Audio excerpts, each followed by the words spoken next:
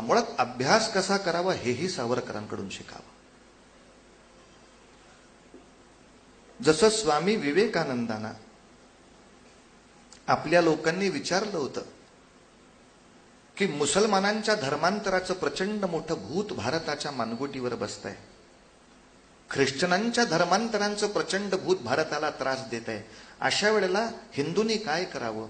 तेव्हा विवेकानंद पण म्हटले, याला उत्तर द्यायचं असेल तर आपल्या धर्माबद्दल मुसलमान आणि ख्रिश्चन जसे सद्गुणी असतात तेवढे तुम्ही सद्गुणी व्हा,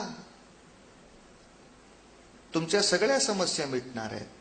पण दुर्दैवाने त्यांना त्यांच्या धर्माबद्दल जी निष्ठा आहे त्या प्रमाणात निष्ठा आज हिंदू दाखवत नाहीत. हेच त्यांच्या समस्यांचं मूळ आहे. शुक्रवारी संध्याकाळी 7चा नमाज असताना सगळे 6:45ला तिथे हजर असतात, सगळ्यांची दुकानं बंद असतात. आज माझे काका आले होते म्हणून मी येणार नाही असं एकही कारण कधी ते सांगत नाहीत. टीव्हीवरची मालिका आज खूपच छान आहे म्हणून त्यांची धार्मिक प्रार्थना कधीही थांबत नाही. त्यांचा इमाम किंवा मुल्ला मौलवी आल्यानंतर सगळ्या तऱ्हेचे मोह बाजूला करून वाटेल त्या गर्दीच्या त्रासाची सुद्धा सुखाची वाट करून ते तिथे जाऊन बसतात, आपलं संख्याबळ दाखवतात. यातलं काय हिंदू करतात. रामनवमीच्या दुपारच्या राम जन्माच्या कीर्तनाच्या वेळेला मालिका लागली की देवळात कोणी नाही, सगळे त्र्यंबक विठ्ठलासमोर बसलेले. टीव्ही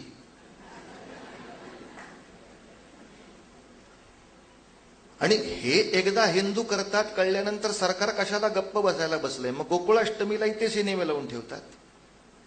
बसा घरीच गोपाळ कृष्णाला न बघता. पण नाही बुवा, माझ्या एखाद्या आचार्याचं या ठिकाणी व्याख्याने म्हटल्यानंतर बाकी सगळे मोह बाजूला सारून मी एकत्र येत नाही. आणि याचं आणखीन एक मोठं कारण त्या काळामध्ये सावरकरांना सापडलं, ज्याच्याबद्दल फारशी चर्चा नेहमी होत नाही. आणि ते एक मोठं कारण आहे,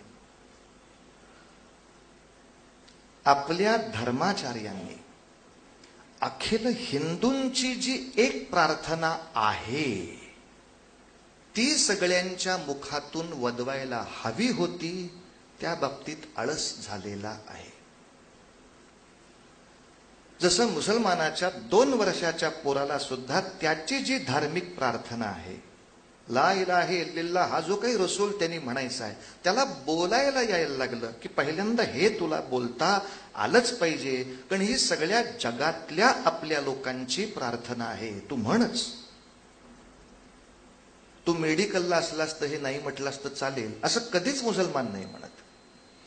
आयटीला मुलगा असल्यामुळे हे करायला त्याला वेळ नाही असं आयटीत बसून म्हणायचं.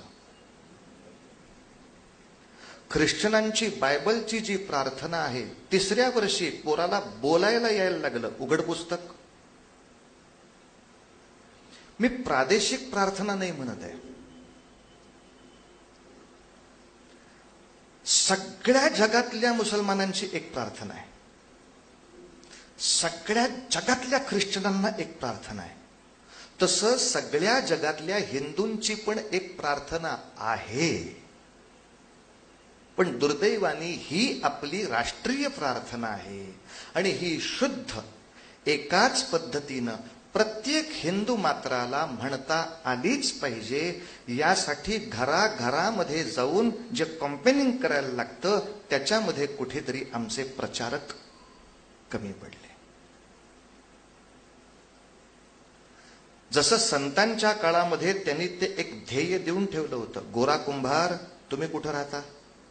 मी तेरढोकीला राहतो. हो, तेरढोकीची लोकसंख्या किती? 8,000. या 8,000 घरामध्ये नित्य हरिपाठ चालतो का नाही ही जबाबदारी तुम्ही घ्यायची आहे. जाऊन बघायचं प्रत्येक घरात, म्हणतोस का रे बाळा हरिपाठ? तुलसीदास तुम्ही कुठे आहात? मी वाराणसी पाशी आहे. ठीक आहे, वाराणसीची लोकसंख्या काय? अमुक अमुक इतक्या इतक्या ठिकाणी. एवढ्या घरामध्ये किमान हनुमान चालीसा चालू आहे का नाही? कोणी बघायचं? घराघरामध्ये जाऊन मी बघीन, माणसाला भेटून विचारीन, म्हणतोस का रे? आणि नशील म्हणत तर का नाही म्हणत, ही आपली सगळ्यांसाठी प्रार्थना आहे. म्हण, त्याच्या पुढे तो नाही म्हटला तर दोष त्याचा, पण सांगेपर्यंत तरी काम माझं होतं. म्हणून आपल्याकडे प्रत्येक पूजेनंतर जी मंत्रपुष्पांजली म्हटली जाते ही हिंदूंची राष्ट्रीय प्रार्थना आहे. म्हणून वेद काळामध्ये किंवा उपनिषद काळामध्ये आरती हा प्रकार फारसा कुठेच नव्हता. कारण आरत्या आपण ज्या आता मराठी म्हणतो या समर्थांनी आणि इतर लोकांनी रचलेल्या आहेत. दास रामाचा वाटपा हे सदना हे रामायणात कसं म्हणणार? पण रामायणामधल्या अयोध्येमध्ये देवळं होती, पूजा होत्या, विष्णूला आरती ओवाळली जायची. म्हणजे धूप दीप या पद्धतीनं पूजाविधी महाभारतातही आहे, रामायणातही आहे, त्याच्याही आधीच्या काळात आहे. मग ते धूप दीप झाल्यानंतर सगळे काय म्हणत होते? यज्ञेन यज्ञमयजंत देवास्तानि धर्माणि प्रथमान्यासन्न. आणि त्याच्यामध्ये प्रत्येक हिंदू मात्र प्रतिज्ञा घेत होता, पृथिव्यै समुद्रपर्यंताया एकराळीती. या समुद्रापासून म्हणजे सिंधू समुद्रापासून हिंदुकुश पर्वतापर्यंतची ही सगळी भूमी एक राळ एक छत्र राहण्यासाठी अहम सभासद इति, म्हणून मी देवाच्या पायी प्रतिज्ञा घेतोय, मी याचा कायम सभासद राहीन. पण हे मंत्रपुष्प प्रत्येक हिंदूला आलं पाहिजे असा हट्ट नाही झाला ना. असं वाटलं होतं की घराघरातले आईबाप शिकवतील, पण जेव्हा लक्षात आलं की ते आईबापांनाही शुद्ध येत नाहीये, तेव्हा तर जागं व्हायला पाहिजे होतं. आता आईबाप बाजूला राहिले, जे पौरोहित्य करतात त्यातल्या अनेकांना ते शुद्ध येत नाहीये, त्यांची विरामस्थानं बदलतायत. आता तर जागं व्हायला पाहिजे. पण दुर्दैवाने सावरकर समोर पाहतायत की माझ्या समोर असलेला इतका विराट असलेल्या हिंदू समाजातल्या 80-85% लोकांना म्हणताच येत नाहीये. आणि ह्याच्या उलट मुसलमानांची प्रार्थना 99% नाही 101% मुसलमानांना म्हणता येते. प्रार्थना, एक देवाची उपासना हा एक राष्ट्र उभं करण्याचा प्रचंड मोठा घटक आहे. म्हणून सावरकरांनी हेतुपुरस्सर पुण्यभू हा शब्द आपल्या व्याख्येत ठेवला.